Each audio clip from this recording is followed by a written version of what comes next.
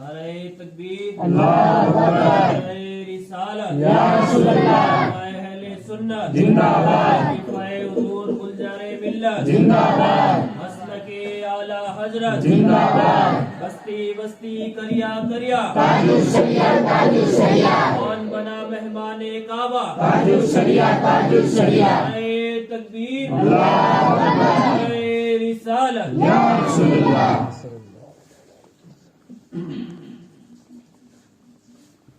السلام علیکم ورحمۃ اللہ وبرکاتہ۔ وعلیکم السلام ورحمۃ اللہ وبرکاتہ۔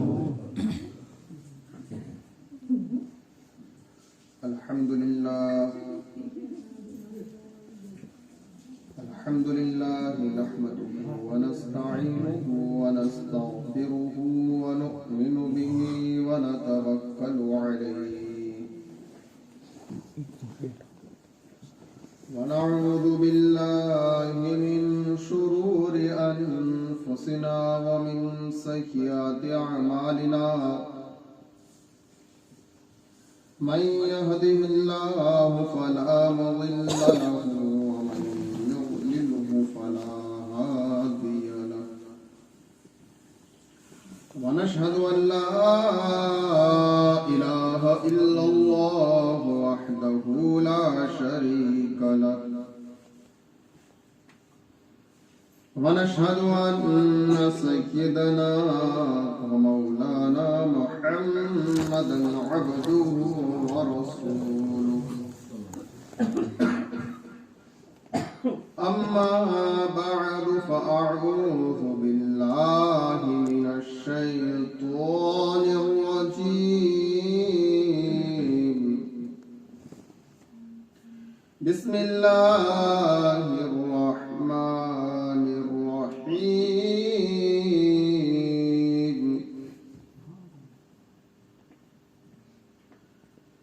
يا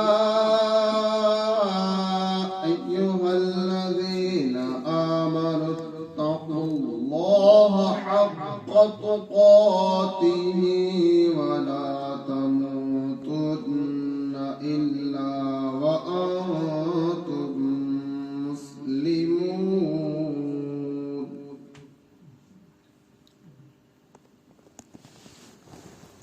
صدق الله العظيم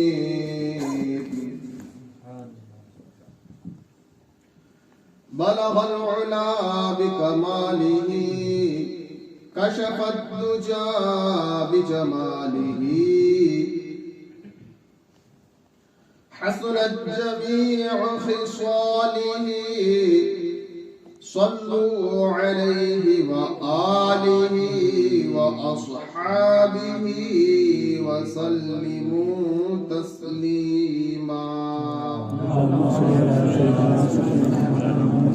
اللهم صل على سيدنا ومولانا محمد معدن الجود والكرم منبع العلم والحلم والحكم وآله وصحبه وبارك وسلم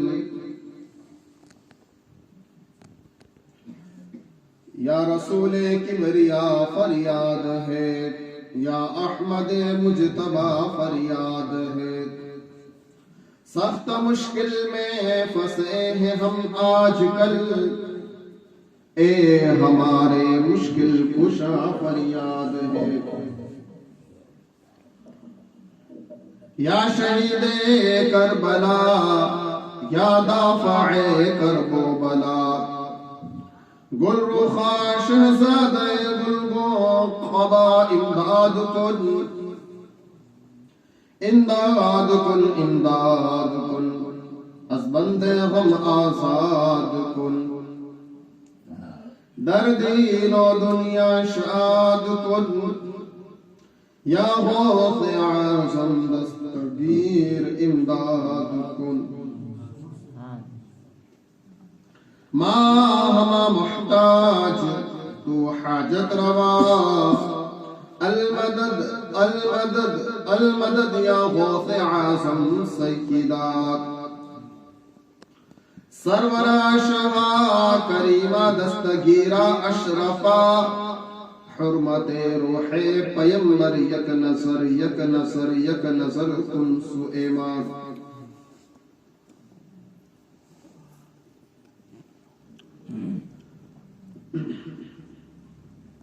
سرکار اعلی حضرت رضی اللہ تعالی عنہ فرماتے ہیں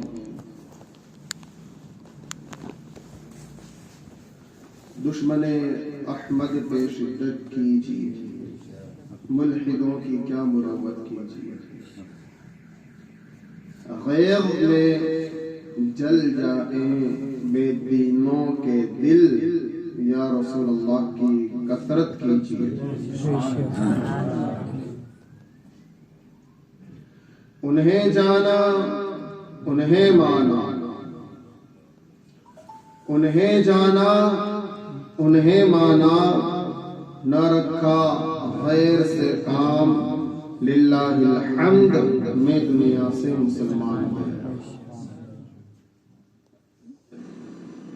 عزیزان گرامی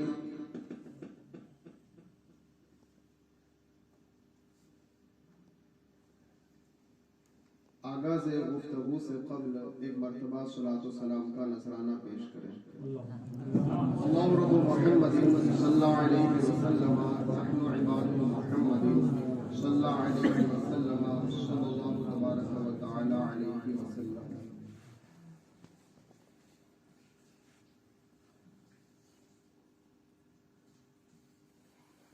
سب سے پہلے ہم ہماری خوش بختی پر جتنا ناز کریں اتنا کم. ہم ہماری خوش بختی پر اچھی قسمت پر جتنا فخر کریں اتنا کم ہے.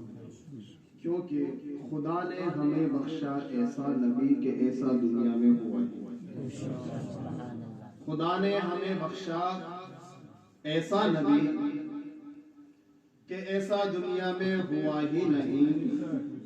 حبیب خدا کملی والے کا فانی. فانی کہتے ہیں جس کا اداہرن ہو. فانی عربی میں کہتے ہیں دو کو. فور ایگزامپل جس کے لیے یوز ہوتا ہو اداہرن کے طور پر جس کا یوز ہوتا ہو کبھی اس کو بھی فانی کہتے ہیں. فانی عربی میں دوسرے کو بھی کہتے ہیں گنتی کے اندر. حبیب خدا کملی والے کا فانی زمین تو زمین آسمان پر بھی.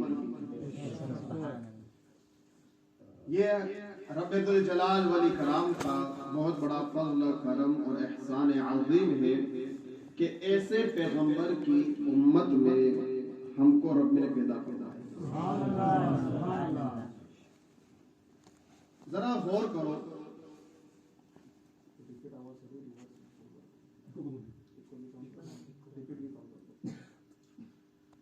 غور کرو کہ آپ ہم اس امت میں پیدا ہوئے. بتاؤ ہمارے پروجوں میں سے پرکھوں میں سے کس نے دعا کی تھی ہمارے لیے؟ کسی نے کی تھی؟ نہیں. تو یہ رب ذوالجلال والاکرام کا انتخاب عظیم ہے کہ اس نے سارے پیغمبروں میں سے ایک پیغمبر کو عظیم بنایا, کتابوں میں سے ایک کتاب کو عظیم بنایا, اور اس عظیم پیغمبر پر اپنی عظیم کتاب نازل کی, اور اس عظیم پیغمبر کی پیاری امت میں اللہ تبارک و تعالی نے ہمارا انتخاب کیا اور اس امت میں پیدا فرمایا. بڑے بڑے پیغمبروں نے دعائیں کی اس امت میں پیدا ہونے کے لیے, بڑے بڑے پیغمبروں نے, لیکن یہ رب ذوالجلال والاکرام کا جو ہے بہت ہی بڑا ہم پر انعام ہے. خطبہ مسنونہ کے بعد میں نے مشہور اور معروف آیت کریمہ کی تلاوت کا شرف حاصل کیا. یا ایھا الذین آمنوا اتقوا اللہ. سب سے پہلے جو لوگ ایمان لے آئے, ایمان والے, وہ لوگ جو ایمان والے ہیں مطلب مومن. اب بات یہ آتی ہے کہ ایمان والے لوگ ہوتے کون ہیں؟ ایمان والے ہوتے کون ہیں؟ تو ایمان کس چیز کا نام ہے؟ حقیقت ایمان کی یہ ہے کہ بندہ رب ذوالجلال والاکرام کے ہر فیصلے پر راضی ہو جائے دل سے، اس کا نام ایمان ہے۔ یہ تو آدھا ہوا۔ اور اپنی زندگی کے ہر گوشے، ہر کونے میں اگر وہ ایک لقمہ اٹھا کر کھائے یا ایک قدم آگے چلے، تب بھی وہ اللہ تبارک و تعالیٰ کے پیارے پیغمبر کے طریقے پر عمل کرتے ہوئے ایک قدم آگے بڑھے، ایک لقمہ دانا کر، اس کا نام ایمان ہے۔ اگر رب ذوالجلال والاکرام کے فیصلے پر دل سے رضامندی نہیں، دل سے رضامندی نہیں، تو ایمان نامکمل ہے۔ ایمان مکمل ہونے کے لیے رب ذوالجلال والاکرام کو ہر اعتبار سے ماننا ضروری ہے۔ آج ہم غور کریں ہماری زندگی پر کہ ہم اپنی زندگی کیسے گزارتے ہیں۔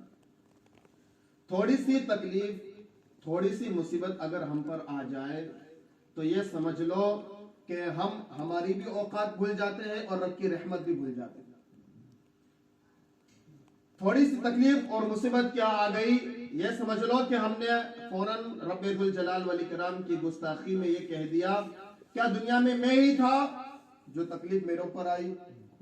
کیا دنیا میں میں ہی تھا جو میرا بیٹا بیمار ہو گیا، میرا کاروبار ٹھپ ہو گیا، میرے کھیت میں برابر اناج نہیں پکا، دوسروں کے کھیت میں اناج پکا، میرے کھیت میں برابر کیوں نہیں ہوا؟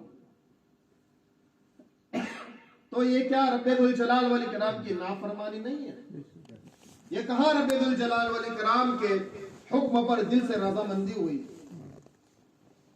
اگر بندہ زندگی کے ہر گوشے اور ہر کونے میں رب ذوالجلال والاکرام کے فیصلے پر اگر عمل کرنے لگ جائے تو پھر رب ذوالجلال والاکرام بھی اس بندے کے چرچے فرشتوں کے درمیان فرمایا کرتا ہے۔ لیکن آج تھوڑی سی تکلیف اگر ہم پر آ جائے تو ہماری گستاخیاں شروع ہو جاتی ہیں۔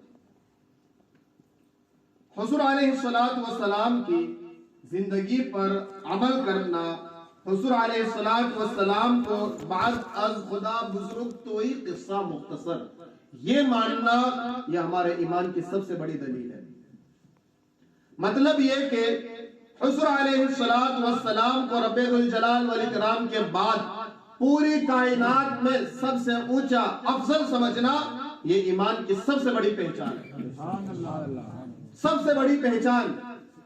آج بہت سے لوگ ایسے ہیں کہ جو خود کو مسلمان کہتے ہیں، جو سب کچھ کرتے ہیں، روزہ بھی رکھتے ہیں، نماز بھی پڑھتے ہیں، زکوٰۃ بھی کرتے ہیں، لیکن قرآن شریف کہتا ہے وَمِنَ النَّاسِ مَن يَقُولُ آمَنَّا بِاللَّهِ وَبِالْيَوْمِ الْآخِرِ وَمَا هُمْ بِمُؤْمِنِينَ۔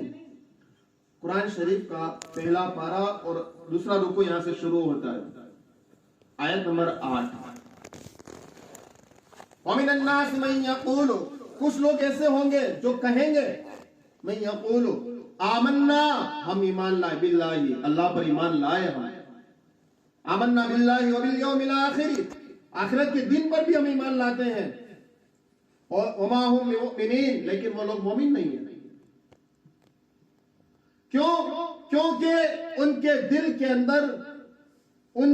کے اندر ایمان کو جس طرح سے پہنچنا چاہیے تھا وہ صرف گلے کے اندر آ کے رک گیا۔ وہ ایمان، ان کے دعوے کہ ہم اللہ پر ایمان لائے، رسول پر ایمان لائے، فرشتوں پر ایمان لائے، کتابوں پر ایمان لائے، آخرت کے دن پر ایمان لائے، ان کے دعوے صرف گلے تک آ کر رک گئے، گلے سے سینے کے اندر نہیں اترے۔ ایسے لوگ بہت اچھا قرآن شریف بھی پڑھیں گے لیکن وہ قرآن شریف ان کے حلق کے نیچے نہیں اترے گا۔ ایسے لوگ آپ کو روزے، نماز، زکوٰۃ اور لمبے لمبے ہاتھوں سے خیرات کرتے بھی مل جائیں گے، لیکن پھر بھی سرکار اعلیٰ حضرت نے فرمایا کہ دشمن احمد پہ شدت کیجئے، ملحدوں کی کیا مروت کیجئے۔ ویڈیو مت بنانا۔ दुरूद शरीफ पढ़ लीजिए।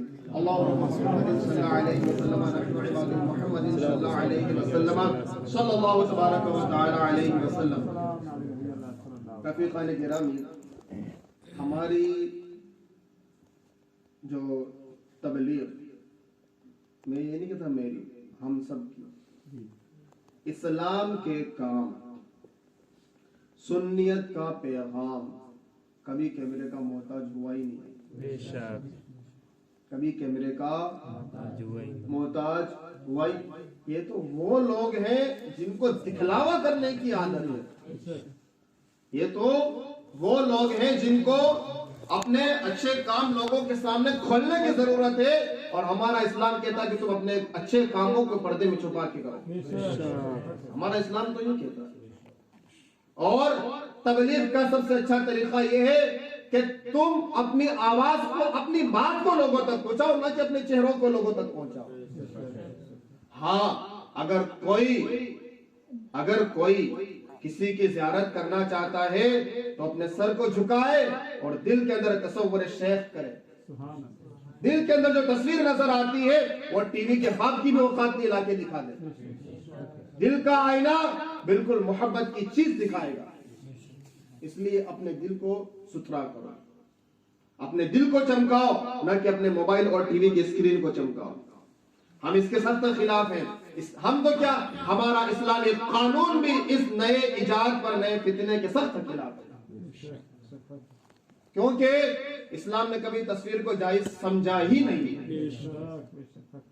इस्लाम कभी नहीं चाहता कि तस्वीर आम हो। इस्लाम कभी नहीं चाहता। अगर तस्वीर आम हुई तो कल क़यामत के मैदान में हुज़ूर अलैहिस्सलाम का फरमान है कि रब फरमाएगा इसमें जान डालो, खड़ा करो। अब बहुत से पढ़े लिखे लोग, टेक्नोलॉजी के फॉलोवर्स आए और कहने लगे वो तो रस्मी तस्वीर के लिए है जो दीवार पर, कैनवास कपड़े पर या पत्थरों की या मिट्टियों की बनाई जाती है। हुज़ूर अलैहिस्सलाम के जमाने में ये टेक्नोलॉजी नहीं थी। हुज़ूर अलैहिस्सलाम के जमाने में अगर एक टेक्नोलॉजी होती तो हुज़ूर अलैहिस्सलाम का फरमान इस टेक्नोलॉजी के खिलाफ भी होता। क्योंकि आजकल लोगों को देखा, बहुत से लोगों को, कि मोबाइल की स्क्रीन पर अपने बाबा का फोटो रखते, अपनी औलाद का फोटो रखते, और जब सुबह होती शाम होती उसको चूमते। अगर तस्वीर को चुनना जायज होता तो सरकार गौसे आज़म रज़ी अल्लाह ताला अन्हु भी फरमाते कि हमारी तस्वीर को इस अंदाज से बनाकर अपने पास महफूज रखो।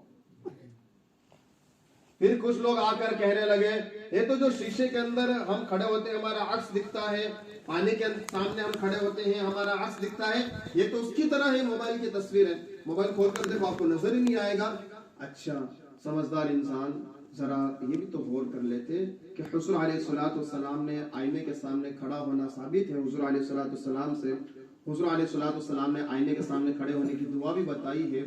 तो अगर कोई आईने के सामने खड़ा हो तो उसका अक्स दिखता है, सामने से हट जाए तो उसका अक्स गायब हो जाता है। अगर यही काम तुम तुम्हारी टीवी और मोबाइल के अंदर कर दो तो हम मान लेंगे तुम सच्चे हो, तुम सही हो।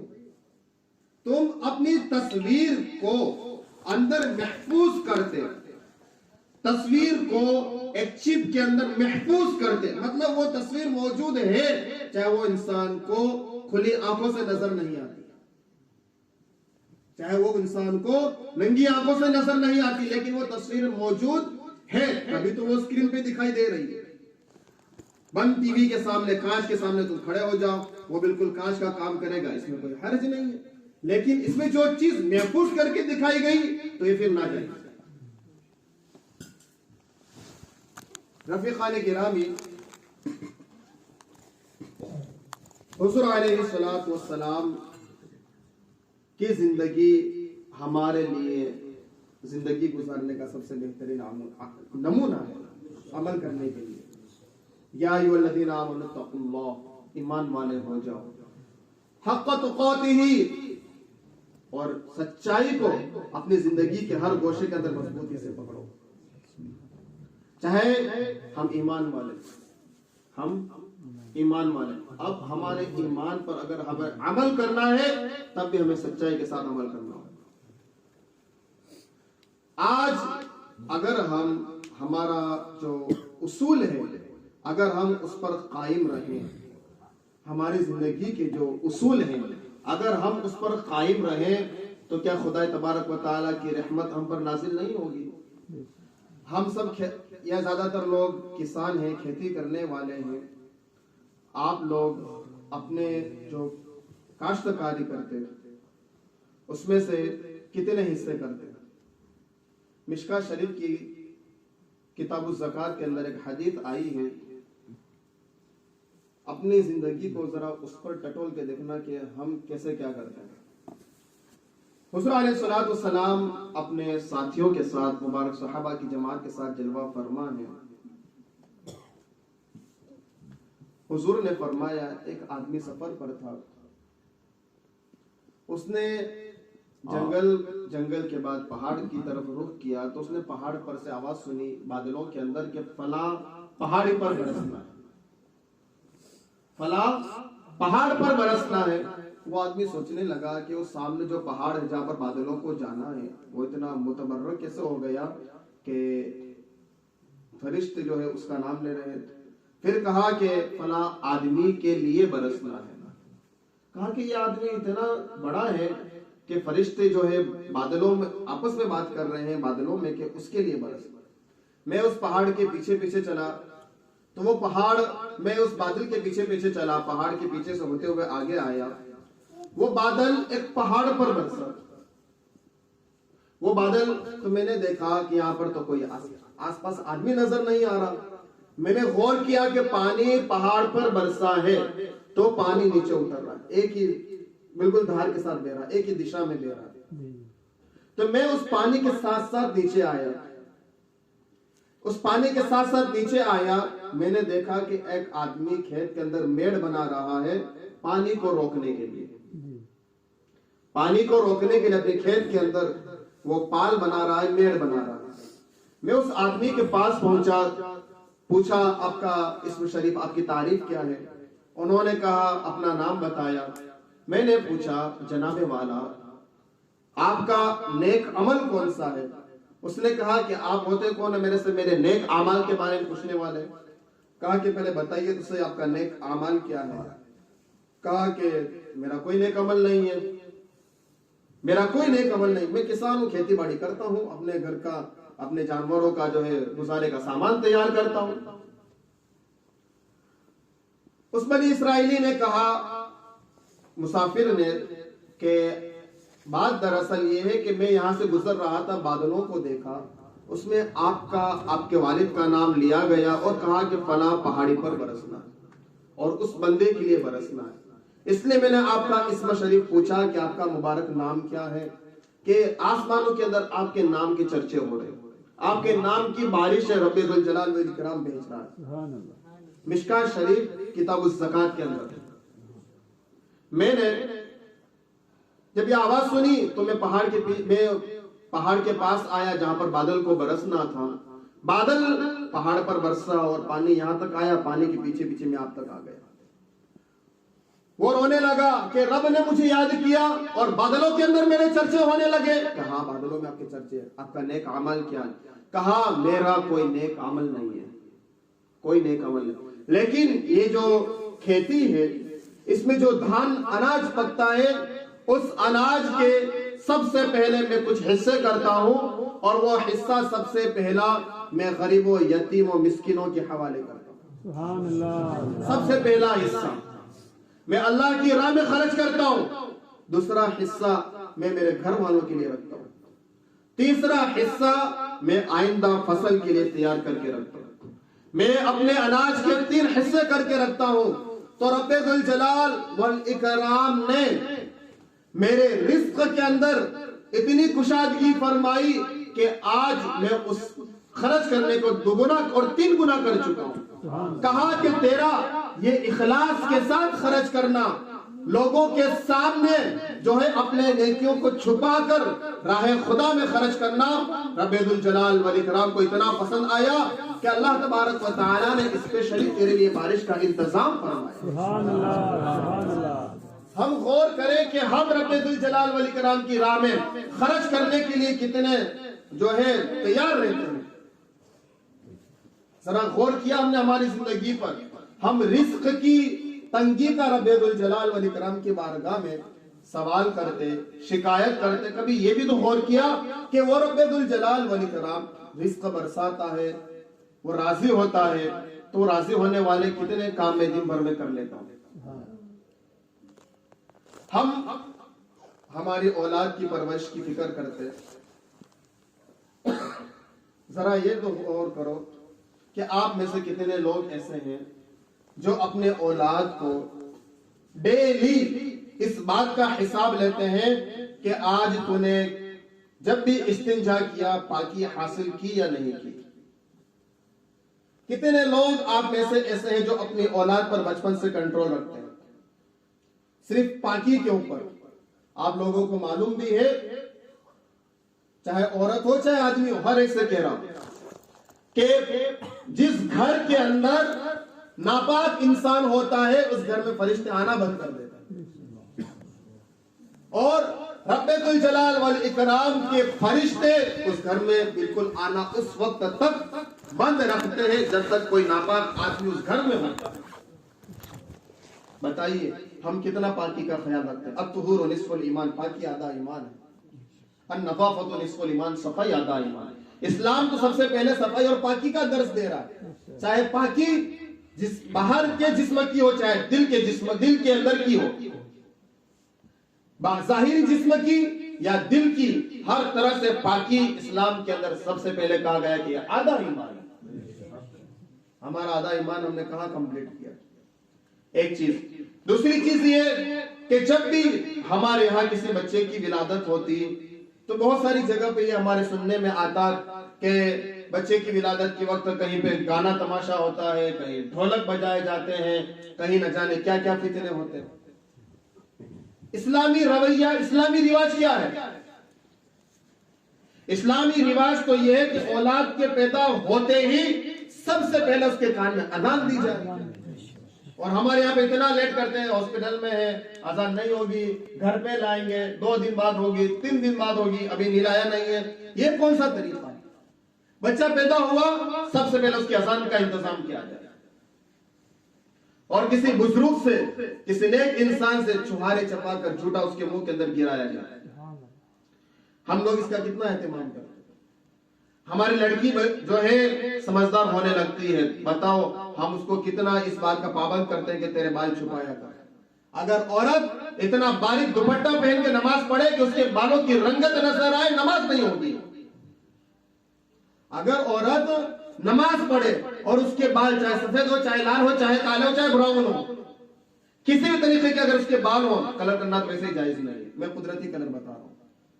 جو کلر میٹ کے دیوانے ہیں وہ خاص کر کے یاد رکھیں کہ یہ سب اسلامی شعار کے، اسلامی قانون کے خلاف ہے۔ بالکل حق ہے۔ اور جس کلر کے اندر پپڑی بنتی ہے جیسے ڈائی وغیرہ، اس میں تو نماز بھی نہیں ہوتی۔ اگر عورت دوپٹہ پہن کر نماز پڑھے اور اس دوپٹے کے باہر اس کے بالوں کی رنگت چمک جائے، نظر آ جائے، تو اس کی نماز نہیں ہوگی۔ ایک چیز۔ دوسری چیز یہ کہ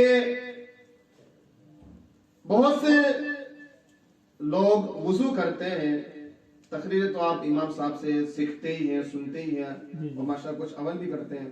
میں ٹیچر ہوں، کیا ہوں؟ ٹیچر، پڑھانا میرا کام ہے، چاہے مدرسے میں ہوں، حضرت کی دعاؤں کے صدقے میں کچھ جانتا ہوں۔ تو آج سوچ رہا کہ تقریریں تو ہوتی رہیں گی، میرا موڈ چینج کیا کہ چلو گفتگو کرتے ہیں عملی زندگی پر۔ درود شریف پڑھ لیجیے۔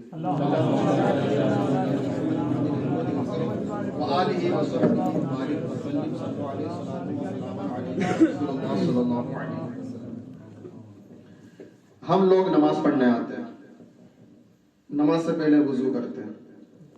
کبھی آپ نے غور کیا ہے کہ ہم ہمارا وضو کسی امام صاحب کو جا کر چیک کروائیں کہ ہم صحیح کرتے ہیں؟ اکثر لوگوں کو دیکھا کہ جب وضو کرتے ہیں ٹوٹی سے تو ہاتھ دھونے کے بعد یوں کر کے پانی اچھالتے 3 بار، اس ہاتھ سے پھر اس ہاتھ سے۔ کیا ریزن ہے اس کا؟ کیوں کرتے ہیں؟ اگر اس کو نہیں کریں تو وضو نہیں ہوگا۔ کرتے تو آپ نے بھی دیکھا ہوگا نا کسی کسی کیا ریزن ہے اس کا؟ ارے اس کا ایک ریزن یہ ہے کہ پہلے جب ٹوٹیاں نہیں ہوا کرتی تھی تو لوٹے سے وضو کرتے تھے، تو لوٹے سے پانی ہاتھ میں لیتے، پھر یوں کر کے گراتے، پھر دوسرے ہاتھ سے اس کو مسلتے تھے، مساج کرتے تھے. یہ اس وقت کا نیم ہے. آج تو آپ کے پاس ٹوٹی ہے تو یہ پھر یہ نیم ہاتھ آپ نے دھو لیا، پھر پانی اچھالنے کی کیا نوبت، کیا ضرورت، یہ نوبت کیوں آئی؟ ایک چیز. دوسری چیز یہ کہ جب آپ لوگ غسل خانے میں نہانے کے لیے تشریف لے جاتے ہیں، ذرا آپ نے یہ غور کیا ہے کہ غسل خانے میں ہم نہانے کے لیے بیٹھے تو ہمارا منہ اور ہماری جو پیٹھ ہے کس طرف ہونی چاہیے؟ چلو استنجا گھر میں تو ٹوائلٹ سیٹ ایسے فٹ کی ہوئی ہوتی ہے، ہمیں زیادہ دماغ لگانے کی ضرورت نہیں ہے نا. لیکن جب باتھ روم میں نہانے کے لیے بیٹھتے اس وقت کیا ہم خیال رکھتے ہیں کہ ہمارا منہ یا ہماری پیٹھ کعبہ شریف کی طرف نہیں ہونی چاہیے؟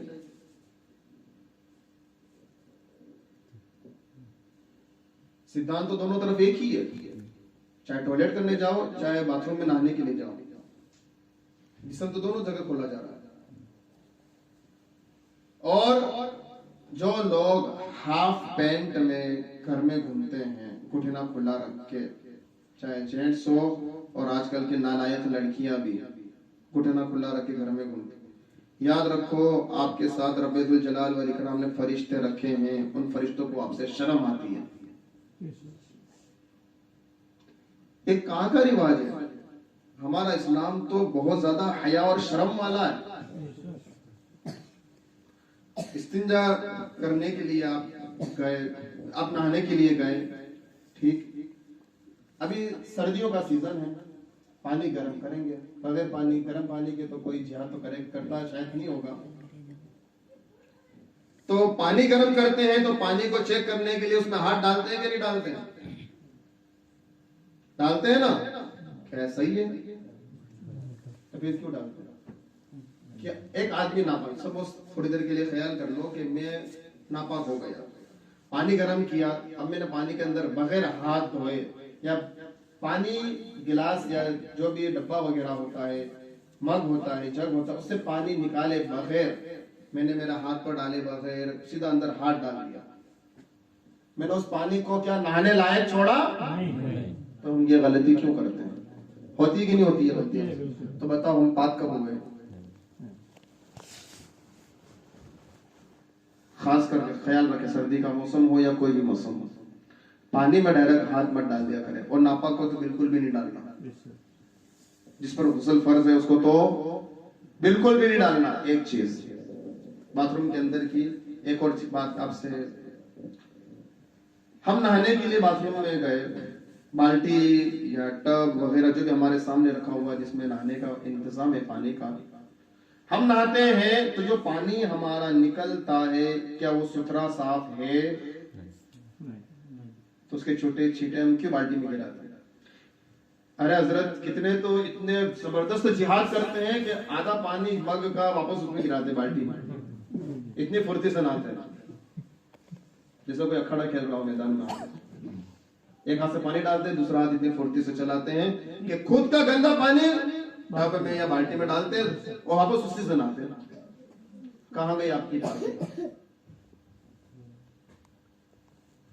کیا ہم حضور علیہ الصلوۃ والسلام کی غلامی کا دعویٰ کرنے والوں کو یہ زیب دیتا ہے کہ ہم اس طرح سے پاک ہوں؟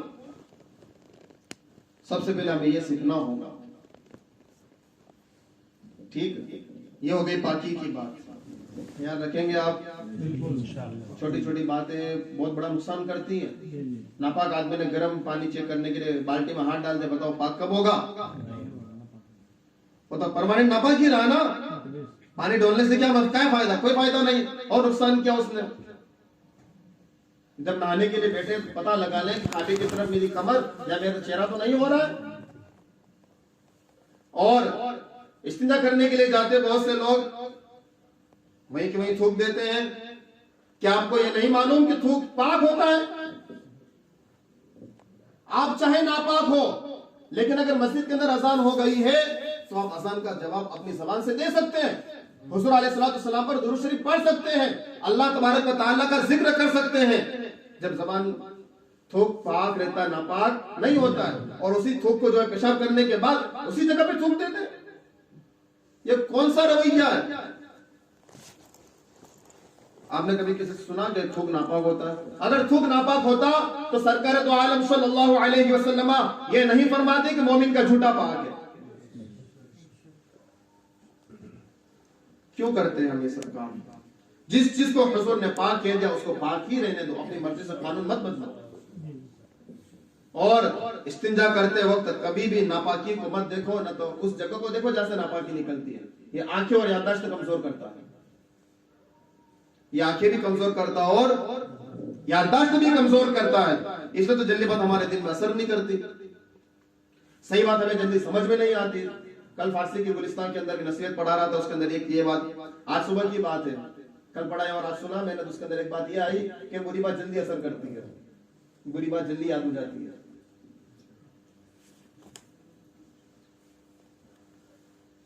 استنجا گھر سے باہر آئے، ذرا آپ نے یہ غور کیا کہ استنجا گھر میں جاتے وقت سر ڈھک کے جانا چاہیے، چاہے لڑکا ہو چاہے لڑکی ہو۔ یہاں تو مسجد میں استنجا کرنے کے لیے کوئی آتا تو ٹوپی جیب میں رکھتا پھر استنجا کرنے جاتا ہے۔ آپ کو معلوم ہے استنجا اگر ناپاک جگہ ہے مطلب یہ شیطانوں کا اڈا ہے، یہ شیطانوں کا ناپاکی کا اڈا ہے۔ یہاں پر جب بھی جاؤ تو اعوذ باللہ من الشیطان الرجیم پڑھ کر جائے۔ اگر کسی کو اندر جانے کی دعا یاد ہے تو بہت اچھی بات ہے۔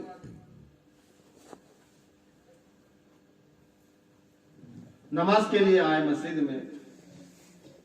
مسجد میں نماز کے لیے آئے تو کچھ چیزیں نماز کے لیے بھی ضروری ہوتی ہیں۔ اب جیسے کہ نوجوان شرٹ ٹی شرٹ جینس پہن کے آتے ہیں، اسلام نے پاک کپڑے کے لیے اجازت دی ہے، ناپاک کپڑے کی اجازت نہیں دی۔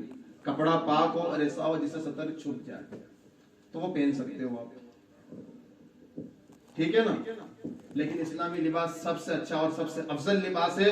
انگریزوں کا لباس اسلامی لباس سے کہیں بھی نہیں لگتا۔ انگریزی لباس، اسلامی لباس اتنا عظمت والا۔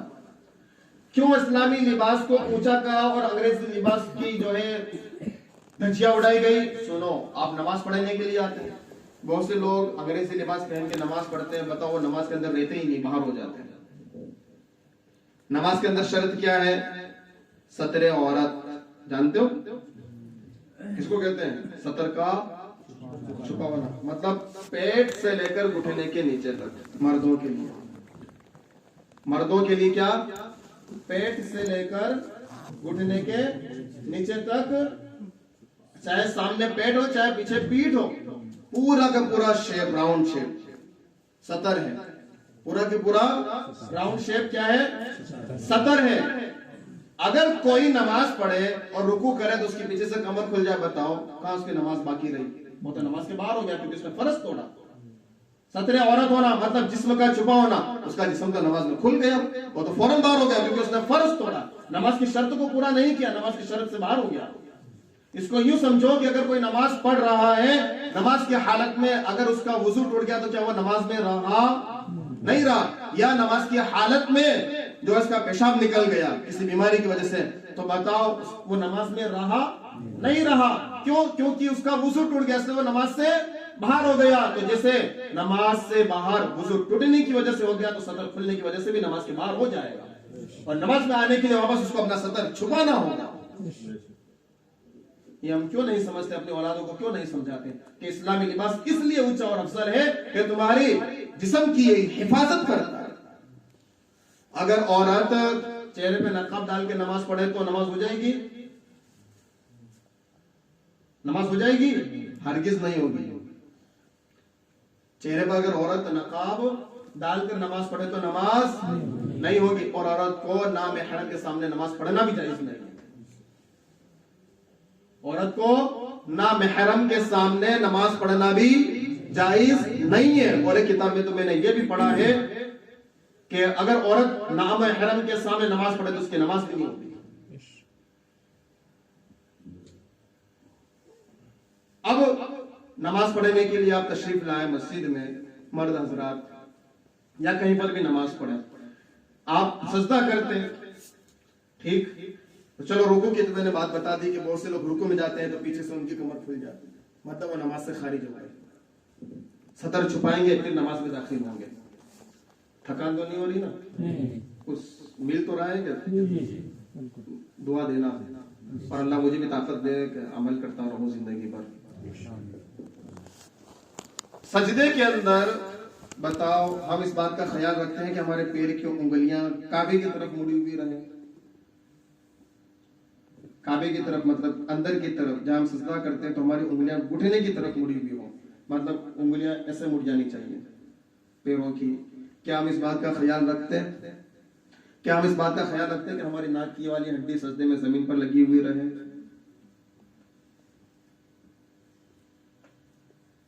یہ وہ چیزیں ہیں جن کو کہتے ہیں نماز کے واجبات، اور ایک واجب چھوڑنے سے انسان جو ہے کیا ہے نماز کے باہر ہو جاتا ہے، اس کی نماز کے اندر بہت بڑا نقص ہو جاتا ہے، اور اتنا بڑا نقص ہو جاتا ہے کہ اس کو واپس ریپیٹ کرنی پڑے گی۔ کتنی بار کرے، ایک سجدہ سہو سب واجبوں کے لیے ادا ہو جاتا ہے، لیکن سجدے سہو بھی نہیں کرے تو بغیر سجدے سہو کے نماز کمپلیٹ ہوگی ہی نہیں، پھر ان کو تو ہر نماز کو تو سجدے سہو کرنا پڑے گا، چاہے نفل پڑھے تب بھی۔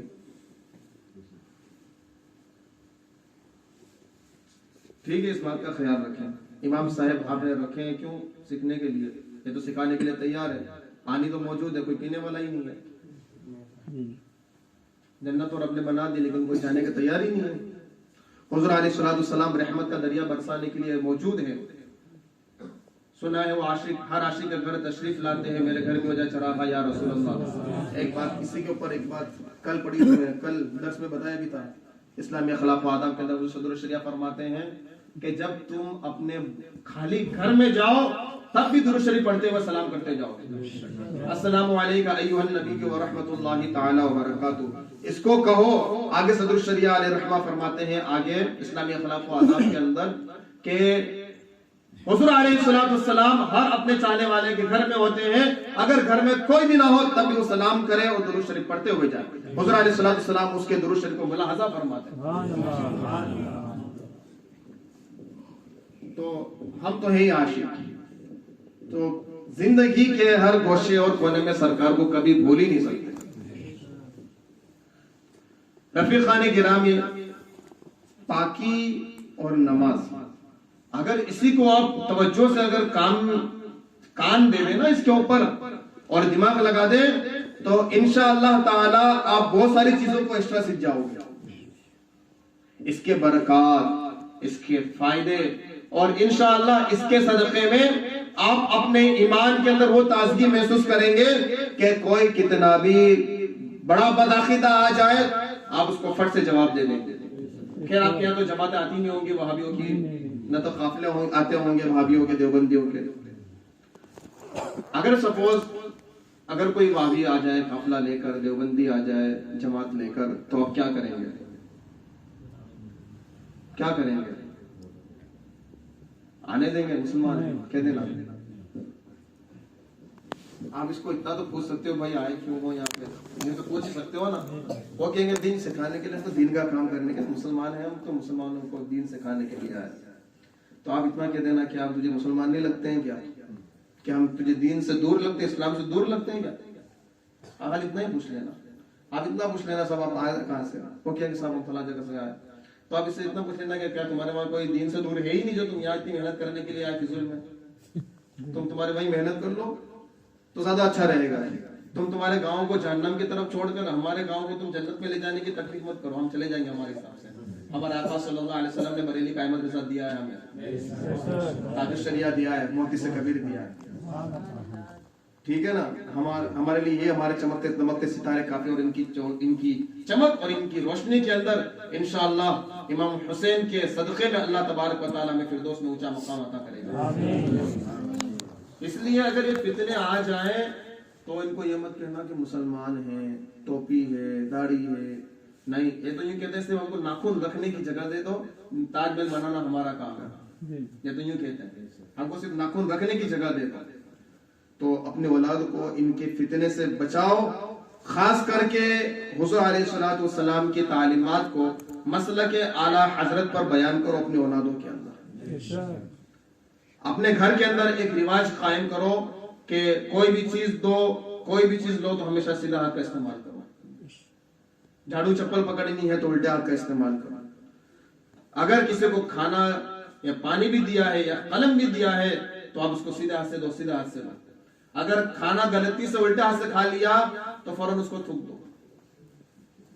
پانی اگر الٹے ہاتھ سے پی لیا، بغیر بسم اللہ کے کھا لیا پی لیا، فوراً اس کو تھوک دو. اپنے بچوں کو یہ تعلیم کریں. یہی مسئلہ کہ اعلیٰ حضرت سکھاتا ہے کہ سب سے پہلے تم حضور علیہ الصلوۃ والسلام کی سنتوں کو سمجھو، اس پر عمل کرو. انشاءاللہ کوئی بھی تم پر جو ہے ایمان لوٹنے کے لیے حملہ نہیں کر سکتا. آج کیا ہے، ہم دیکھ لو آس پاس کے علاقوں میں کہیں پر بھی مسلمان سنیت سیکھتا نہیں. سنی اپنے آپ کو کہتا ہے لیکن اس کو سنی ہونے کے بعد اس سنیت کا مطلب ہی نہیں معلوم. پھر وہاں بھی آ کے کہتا ہے کہ نماز پڑھنا ضروری ہے، روزہ رکھنا ضروری ہے، پاک ہونا ضروری ہے، جماعت میں جانا ضروری ہے، جماعت میں جا کے یہ سیکھنا ضروری ہے. وہ ارے ہاں تم تو بالکل رائٹ کہہ رہے ہو، چلو مجھے بھی ساتھ میں لے جاؤ جھنڈا. ہم بیوقوف بن جاتے، لٹو ہو جاتے ان کی باتوں کے اندر. اگر ہم یہی چیزیں ہمارے گھر میں رہ کر، ہمارے محلے میں رہ کر، ہماری آبادی میں رہ کر سیکھ جائیں اور ہمارے اولاد کو سکھا دیں تو بتاؤ کس کی کیا اوقات ہے کہ وہ ہمارے ایریا کے اندر آ جائے. غور کرو ذرا. ہم کھانا کھانے کے لیے بیٹھتے، بتاؤ کتنے لوگ ایسے ہیں کہ جو دسترخوان کا اہتمام کرتے ہیں؟ کتنے لوگ ایسے ہیں کہ جن کی پلیٹوں کے نیچے دسترخوان بچھا ہوا ہوتا ہے؟ یہ ضروری سنت ہے. ہر پیغمبر کی سنت ہے کہ کھانا جو ہے دسترخوان کے اوپر لگایا جائے. ہر پیغمبر کی سنت، ہر صحابی کی سنت، ہر ولی کی سنت. یہ سنت ہم سے ترک ہو رہی ہے. اس ہمارے اگر ولیوں کے طریقوں کو ہم چھوڑیں گے، صحابہ کی روش کو چھوڑیں گے، پیغمبروں کی سنت کو چھوڑیں گے تو بتاؤ پھر ہم کہاں سے مکمل ہوں گے؟ اور جس گھر میں دسترخوان پر کھانا کھایا جاتا ہے، جس گھر میں کھانے سے پہلے ہاتھ دھوئے جاتے ہیں، جس گھر میں گرے ہوئے دانوں کو اٹھا لیا جاتا ہے صاف کر کے، تو اس گھر کے اندر پھر اللہ تبارک و تعالیٰ دولت کی ریلم پیل شروع کر دیتا ہے. ہم کہاں باباؤں کے پاس 24 گھنٹے لینے کے لیے بھاگ رہے ہیں رزق کے؟ دولت تو ہمارے گھروں کے اندر پڑی ہوئی ہے لیکن ہم کو استعمال ہی کرنا نہیں آتا. ہم چاہتے ہیں کہ ہماری اولاد صالح ہو، ہماری اولاد نیک ہو، تو ہم ہمارے تاج الشریعہ کے گلزار ملت کے قصے سناتے نہیں، محدث کبیر کی زندگی بتاتے نہیں کہ کس طرح سے مجاہدہ کیا. 92 ایئرز کے اولڈ مین نے، اس مجاہد نے اپنی زندگی کے اندر جو 70 سال گزارے کس طرح سے مجاہدہ کر کے گزارے. سرکار اعلیٰ حضرت پر فتن دور کے اندر کس طرح سے زندگی گزاری. ہم اپنے اولاد کو سکھاتے ہیں، پھر کہتے ہیں صاحب اولاد نافرمان ہو گئی، تعویذ کر دو، مان جائے. ایسا تعویذ کر، بات نہیں مانتی ہے. ہم اپنی اولاد کی بچپن سے صحیح تربیت اگر کریں تو کیوں نہ ہماری اولاد کے اندر زندگی گلزار ہونے کے چانس نظر نہیں آتے. عزیزان گرامی، باتیں تو اتنی ہیں کہ اگر بیان کرنے بیٹھے تو وقت کافی شارٹ ہو جائے گا. اب میں پہلی بار آپ سے ملا، بس میں تو یہ کہوں گا آپ سے کہ ایک کام مضبوطی سے پکڑ رکھو اور اس کام کے اندر اللہ تبارک و تعالیٰ نے بڑی برکت دی. آپ کو اچھی صحت اور اچھی رزق کا تعویذ دے کے جا رہا ہوں، عزت کا بھی تعویذ دے رہا ہوں، برکت کا بھی تعویذ دے رہا ہوں اور صحت کا بھی تعویذ دے رہا ہوں. اور وہ تعویذ ہے علم دین سے دوستی. بس اس سے بڑا کوئی آپ کو پہاڑ نہیں اٹھانا ہے، اس سے بڑا آپ کو کوئی پہاڑ نہیں اٹھانا. علم دین سے دوستی. وہ کیسے؟ سب سے پہلے خود علم حاصل کریں، اپنے گھر والوں کو علم دین کی طرف ترغیب دلائیں. ایک چیز. دوسری چیز، جو منہمک ہیں اس کام میں لگے ہوئے ہیں، چاہے پڑھنے والے اسٹوڈنٹس ہوں، طالب علم ہوں، یا پڑھانے والے بہترین ٹیچرز ہوں، استاد ہوں، ماہر اساتذہ ہوں، دونوں کی اچھے سے خدمت کریں.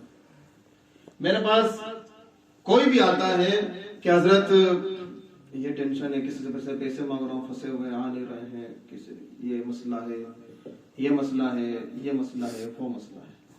میں ایک ہی بات کہتا ہوں کہ مدرسے کے بچے ان کو کچھ کھلا دیں، بس اس سے بڑا کوئی تعویذ دیتا ہی نہیں ہوں۔ یہ مدرسے کے بچے ہیں، ان کو کچھ کھلا دیں۔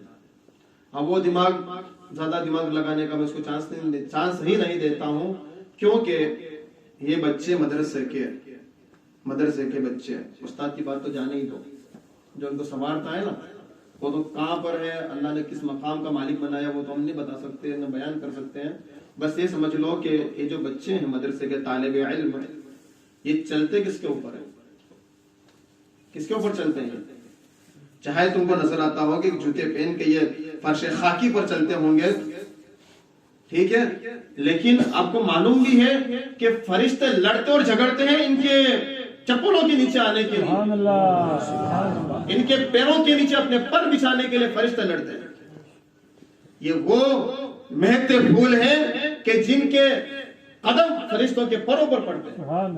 اگر آپ ان کو راضی کر دو گے، کسی غریب بچے کو اپنے سوٹ دلا دیا، کسی کو ٹوپی دلا دی، کسی کو قلم دلا دی، کسی کو کتاب دلا دی، تو اس بچے کی جو خوشی ہوگی، اس خوشی کے صدقے میں رب ذوالجلال والاکرام آپ کے رکے ہوئے کام کو بنائے گا۔ ایک بار کر کے تو دیکھو، کر کے دیکھو ایک بار، پھر دیکھو رب ذوالجلال والاکرام آپ کو کیسے نوازتا ہے۔ علم سے دوستی، سب سے پہلے علم سیکھو، اپنے گھر والوں کو سکھاؤ۔ جو لوگ اس میں منہمک ہیں، لگے ہوئے ہیں، ان کے اوپر آپ دل کھول کے خرچ کرو۔ امام اعظم ابو حنیفہ نعمان بن ثابت مدرسے کے طلباء کے پیچھے اتنا خرچ کرتے تھے، کوفہ کے اندر آپ کو ارب پتی کہلانے لگا۔ آپ کو کیا کہا جانے لگا؟ ارب پتی کہلانے لگا، آپ کو جو ہے کہنے لگے۔ تو ارب پتی آپ کیسے بنے؟ آپ تو ایک مدرسے کے اندر گدی پر بیٹھ کر پڑھانے والے استاد تھے، لیکن اللہ تبارک و تعالیٰ نے آپ کے کپڑے کے کاروبار میں اتنی برکت دی، آپ اتنے ایماندار اور مدرسے کے طلباء پر اتنے خرچ کرنے والے، غریب و یتیم و مسکینوں پر اتنے خرچ کرنے والے تھے کہ اللہ تبارک و تعالیٰ نے آپ کے قدموں کے اندر دولت کی ندیاں بہا دی۔ کر کے تو دیکھو ایک بار، ہمارے بڑوں نے کر کے اس نے دکھایا تھا کہ آنے والے لوگ ہماری باتوں پر عمل کریں، اس طرح سے کر کے دیکھیں۔ تو اس کو آپ کر کے دیکھو، اسی کے اندر آپ کی صحت کا بھی راز ہے، برکت کا بھی راز ہے، اور ہر طرح کا اس کے اندر علاج ہے۔ علم دین سے دوستی۔ اور حضور علیہ الصلوۃ والسلام مکہ شریف کے اندر تشریف لائے تو فقط رب ذوالجلال والاکرام نے حضور علیہ الصلوۃ والسلام کو سب سے پہلا مشن، سب سے بڑا مشن دیا کہ لوگوں کے اندر سے جہالت ہے، اس جاہلیت کو دور کرو اور ان کو علم کی روشنی سے چمکا دو۔ سب سے پہلے یاد رکھو، سب سے پہلے حضور علیہ الصلوۃ والسلام نے صحابہ کی زندگی پر مسلسل 12 سال تک صرف ان کے اندر علم اور ایمان کی محنت کی ہے۔ نہ تو کوئی نماز، نہ تو کوئی روزہ، نہ تو کوئی زکات۔ کتنے سال تک؟ جب حضور علیہ الصلوۃ والسلام کی 40 سال کی عمر شریف ہوئی، آیت وحی آنا شروع ہوئی، قرآن شریف کی وحی اور آیات آنا شروع ہوئی، وہاں سے لے کر 52 سال کی عمر شریف تک، جب تک معراج شریف نہیں ہوئی، تب تک حضور علیہ الصلوۃ والسلام صحابہ کو، جو لوگ حضور کے ملنے والے تھے اور حضور کی باتوں کو ماننے والے تھے، ان کو حضور علیہ الصلوۃ والسلام نے ایمان مضبوط کیا اور ان کو جہالت سے دور کیا، سب سے پہلے۔ دوسری چیزوں سب بعد میں، نماز بعد میں، روزہ بعد میں، زکات بعد میں سکھائی، سب سے پہلے علم سکھایا، سب سے پہلے جو ہے ایمان مضبوط کیا۔ تو ایمان کی بڑی برکتیں اور بڑے فائدے ہیں۔ اور مجھ سے اکثر ایک سوال کیا جاتا ہے، اکثر ایک سوال کہ حضرت نصر بد کا کوئی ایک علاج بتا دو۔ بابا تو نہیں ہوں میں، کہیں کسی کتاب میں پڑھا تھا، وہ آپ کو بتا دیتا ہوں، پھر بات کو پوری کر دوں گا، کیونکہ ہم کو واپس ابھی نکلنا بھی ہے اور غالباً 200 کلومیٹر سے زیادہ کا سفر بھی کرنا ہے۔ درود شریف پڑھ لیجیے۔ اللہم صلی علی وسلم، صلو علیہ والصلاۃ والسلام علیک یا رسول اللہ صلی اللہ علیہ وسلم۔ نظر، آپ اکثر شکایت کرتے ہیں کہ یہ بچہ اکثر بیمار رہتا ہے، یا گھر میں دولت کی کمی رہتی ہے، یا کوئی بھی ہمارا اسباب ہے جیسے گاڑی، موٹر، واہن، کوئی بھی ہو، فیکٹری، کمپنی جو بھی ہے، تو اس میں مزہ نہیں آ رہا پہلے جیسا۔ تو آپ سب سے پہلے یہ کریں، سب سے پہلے کہ اپنے گھر کے دروازے پر پردہ لگائیں۔ کیا کریں؟ سب سے پہلے گھر کے دروازے پر پردہ لگائیں، کیونکہ جب انسان کی نظر گھر کے آخر تک جاتی ہے نا، کسی کی نظر، تو ساری نعمتوں کو جلا کے خاک کر دیتی ہے۔ ہمیشہ یاد رکھو، انسان کے ساز و سامان اور انسان کی صحت پر بہت جلدی نظر لگتی ہے، اور یہ نظر حق ہے، تو آپ سب سے پہلے اس بات کا خیال رکھیں کہ اپنے گھر کو پردے میں رکھیں۔ حضور علیہ الصلوۃ والسلام کے زمانے کے اندر بھی اس بات کا بہت زیادہ اہتمام کیا گیا کہ پردے لٹکے ہوئے ہوتے تھے، کھجوروں کی چھال کے، لکڑیوں کی۔ پردوں کا اہتمام کریں تاکہ کسی کی نظر گھر کے اندر نہیں آئے۔ صرف یہ نہیں کہ گھر کے اندر ہی پردے، عورت اگر گھر کے باہر نکلے تب بھی اس سے کہیں کہ آپ پردے میں رہیں، کیونکہ عورتیں بہت جلدی شکار ہوتی ہیں۔ ایک چیز۔ دوسری چیز یہ کہ صحت کو بھی نظر لگتی ہے، اس کا بھی خیال رکھیں۔ صحت کو بھی نظر لگتی ہے، اس لیے اپنے جسم کو کسی کے سامنے بار بار عریاں کرنا، ظاہر کرنا بند کر دیں۔ اسلام نے اس چیز کو قطعی پسند نہیں کیا ہے کہ اپنے جسم کو کسی کے سامنے بار بار اوپن کیا جائے، کھولا جائے۔ اور بھی بہت ساری چیزیں ہیں، آپ پردے کا خاص خیال رکھیں۔ یہ ساری چیزیں آپ کو اسی وقت سمجھ میں آئیں گی جب آپ علم دین سے دوستی کریں گے۔ علم دین سے دوستی کر لو، اور جو لوگ اس میں ملوث ہیں، منہمی کے لگے ہوئے ہیں، آپ ان سے دوستی کر لو اور ان کی خدمت کر لو، انشاءاللہ تبارک و تعالی رب ذوالجلال والاکرام آپ کو خوب نواز دے گا۔ اور جن کا جو حق ہے آپ ان کا حق ادا کر دیں۔ ماں باپ کا حق ہے، ان کا حق ادا کر دیں۔ اولاد ہے، ان کا حق ادا کر دیں۔ پڑوسی ہے، ان کا حق ادا کر دیں۔ ان بچوں کی خاص کر کے تعلیم کا خیال رکھیں، ان کو اچھے کیریکٹر سکھائیں۔ آپ اتنے سارے ہیں، ضرور کسی نہ کسی اولاد کے والد ہیں، ذرا یہ تو بتا دو کہ آپ میں سے کتنے لوگ ایسے ہیں کہ جن کی اولاد ان کا ہاتھ چوم کے گھر سے باہر نکلتی ہے، اسکول جاتے وقت، مدرسے جاتے وقت؟ کچھ تو سکھایا ہوگا نا آپ اپنے اولاد کو۔ صرف یوٹیوب کے گانے سنا کر ناچنا، تو اس کے علاوہ بھی تو کچھ سکھایا ہوگا۔ ٹی وی چالو کر کے گانے کے اوپر لڑکیوں کو نچوانا تو سکھایا ہوگا۔ کیا یہ نہیں سکھایا کہ جب بھی ہم آپ کو فون کریں یا آپ ہمیں فون کریں کسی کام کے لیے، ہلو ڈیڈی یہ لیتے آنا، ہلو پاپا وہ لیتے آنا؟ کیا گفتگو سے پہلے سلام کرنا تو سکھایا ہی ہوگا۔ آپ کی اولاد اگر آپ کو سلام نہیں کرے تو پھر کس کو سلام کرنے جائے گی؟ کیا دو تماچے مار کے ہم یہ چیز نہیں سکھا سکتے؟ اولاد کی تربیت کا خاص خیال رکھیں، کیونکہ اگر اولاد سیدھی راہ پر چلتی ہے نا تو پھر ماں باپ کی زندگی بھی اچھی ہو جاتی ہے۔ تو اپنی اولاد کو خاص کر کے میں استاد بچوں کا ہوں تو بچوں کی بڑی فکر ہوتی ہے، کیونکہ یہ آگے چل کر مستقبل ہے، ہمارا بھی مستقبل ہے، اسلام کا بھی مستقبل ہے، اس ملک کا بھی مستقبل ہے۔ یہ مستقبل ہے، ان کی زندگی کا آپ خاص کر کے خیال رکھیں۔ اپنے اولاد کو تعلیم دیں کہ جب بھی آپ اسکول سے گھر میں آئیں تو پہلے سلام کریں گے اونچی آواز سے، بعد میں اندر گھسیں گے۔ گھر سے باہر جائیں گے تو پہلے سلام کریں گے، بعد میں گھر کے باہر نکلیں گے۔ آپ صرف دادا دادی کو نہیں، آپ صرف حاجی کو نہیں، ماں باپ کی بھی ہاتھ چومیں گے، دستبوسی کریں گے۔ اگر بچہ بچپن سے ماں باپ کی دستبوسی کرے گا تو بڑے ہو کے بڑھاپے کے اندر ماں باپ کے قدم جو ہے دبائے گا، وہ پیر دبائے گا۔ ہم یہ امید کریں کہ شادی کے بعد لڑکا اگر ہمارے پیر دبائے تو بچپن میں اگر آپ نے جھاڑ کو بالکل سیدھا کھڑا کیا ہوگا تبھی وہ سیدھا رہے گا۔ بچپن میں جھاڑ کو ٹیڑھا کر دیں، پھر چاہیں کہ جوانی میں وہ جھاڑ کھڑا ہو جائے سیدھا 5 سال بعد، تو نہیں ہونے کا، ٹوٹ جائے گا، وہ بکھر جائے گا، عورت کے ساتھ کہیں اور چلا جائے گا کرائے کی زندگی جینے کے لیے۔ لیکن ماں باپ کے قدم نہیں دبائے گا۔ بوڑھا باپ بیمار ہے، پریشان ہے، پیر دکھ رہے ہیں، یوں کہے گا باپ، لیکن وہ آگے پیر نہیں دبائے گا۔ بولے میری عورت کیا سوچی کہ باپ کے پیر دبا رہا۔ بچپن سے اس کی عادت ڈالیں کہ بچہ آپ کے ہاتھ چومے، ماں کے ہاتھ چومے، باپ کے ہاتھ چومے۔ اس بات کا خاص خیال رکھیں، تب جا کے آپ کو بڑھاپے میں راحت ملے گی۔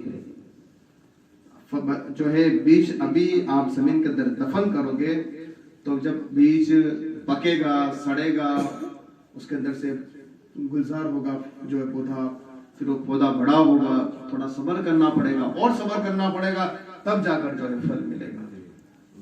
تب جا کر ہم تو کیا سوچتے ہیں اسلام پکی پکائی روٹی ہے, صحابہ نے جنگیں لڑ لی, صحابہ نے محنت کر لی, اولیاء اللہ نے جو ہے توکل کر لیے, گزارے کر لیے, بھوکے پاس پیاسے انہوں نے رہ لیا, انہوں نے زمین کے اندر اناج بو دیا, فصلیں کاٹ لی, جو ہے بھوسا اور دانہ الگ کر دیا, چکی کے 2 پارٹ کے اندر دانے کو پیس دیا, چولہے کے اوپر جو ہے دانے کو پکا دیا, اور پکانے کے بعد پکی پکائی روٹی ہمارے لیے تیار کر دی.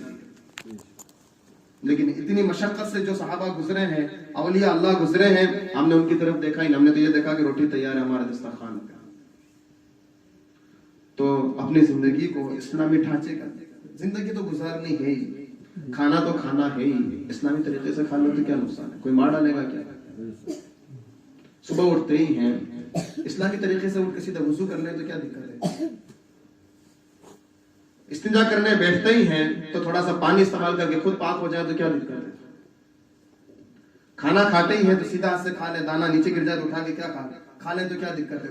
تمل ناڈو کے اندر ایک شہر ہے تیروولور, اس کے نام ایک رشی کے اوپر رکھا گیا, کسی سینٹ کے اوپر, سینٹ تیروولور کے نام پہ. اس کی زندگی کا ایک قصہ ہے, وہ جب بھی کھانا کھانے بیٹھتے ان کے وہاں پہ چاول زیادہ چلتے ہیں, چاول کی کھیتی بھی زیادہ ہوتی ہے ادھر جو دریا کے کنارے جتنے بھی صوبے ہیں. تو جب کھانا کھانے بیٹھتا تو سوئی اور پانی کا پیالہ ساتھ میں لے کے بیٹھتا, پانی کا پیالہ اور سوئی لے کر بیٹھتا. جب بھی کھانا کھاتا, چاول کا دانہ گرتا تو سوئی کی نوک سے اس کو اٹھاتا, پانی کے اندر ڈباتا اور کھا لیتا. کسی نے پوچھ لیا بابا یہ سب کیا ناٹک ہے؟ کہا کہ میں نے اسلام سے اچھا طریقہ سیکھا ہے. سبحان اللہ. دانا نیچے گر جائے تو صاف کر کے کھا لینا, میں نے اسلام سے سیکھا, جب کو اس کو اسلام سے کوئی واسطہ ہی نہیں ہے. ہماری تعلیم سے یہ لوگ فائدہ اٹھا رہے ہیں, تو پھر تو ہم تو بالکل بے وقوف ہیں کہ ہم ہماری دولت کسی اور کو استعمال کرنے کے لیے دے رہے ہیں اور خود بھوکے پیاسے گھوم رہے ہیں. ہم سے بڑا سمجھدار کون ہوگا کہ جو ہماری دولت سے خود فائدہ نہ اٹھائے اور دوسرے فائدہ اٹھائے. اللہ تبارک و تعالی مجھے حق کہنے, آپ کو حق پر عمل کرنے کی توفیق عطا فرمائے. میرے بیان کرنے میں کوئی بات اگر شریعت مطہرہ سے ٹکرائی, میں بھی توبہ کرتا ہوں, آپ بھی توبہ کریں, میرے ساتھ پڑھیں. استغفر اللہ ربی من کل ذنب واتوب الیہ, لا الہ الا اللہ, اللہ صلی اللہ علیہ وسلم. السلام علیکم. مصطفیٰ جان رحمت تیرا ہو سلام, مصطفیٰ جان رحمت تیرا ہو سلام, شمع بز میں ہدایت تیرا ہو سلام, شہریار ادم تاجدار حرم, شہر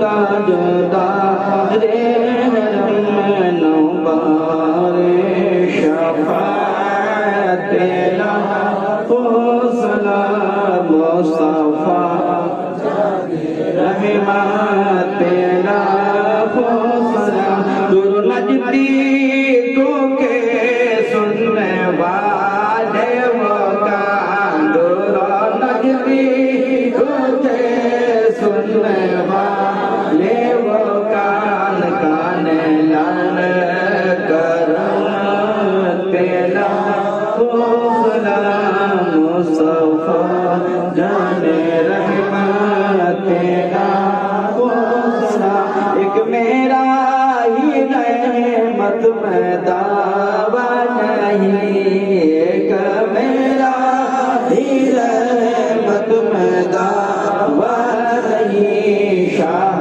کی ساری امت کے نام تو سلام, مصطفیٰ جان رحمت تیرا ہو سلام.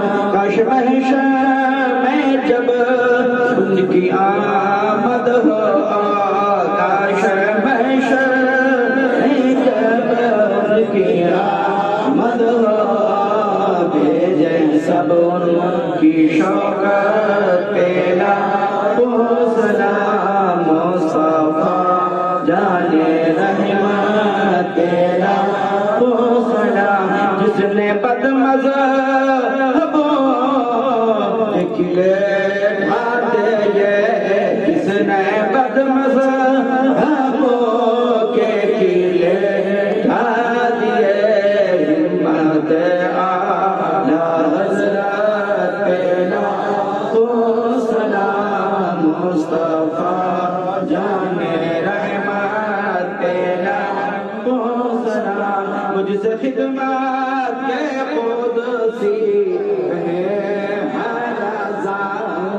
سے خدمت کے قدوسی ہے ہزار مصطفیٰ جان رحمت پیدا ہو سلام شمع بزم ہدایت پیدا ہو سلام الصلاة والسلام عليك يا رسول الله الصلاة والسلام عليك نبي الله وعلى آلك وصحبه سيدي رسول الله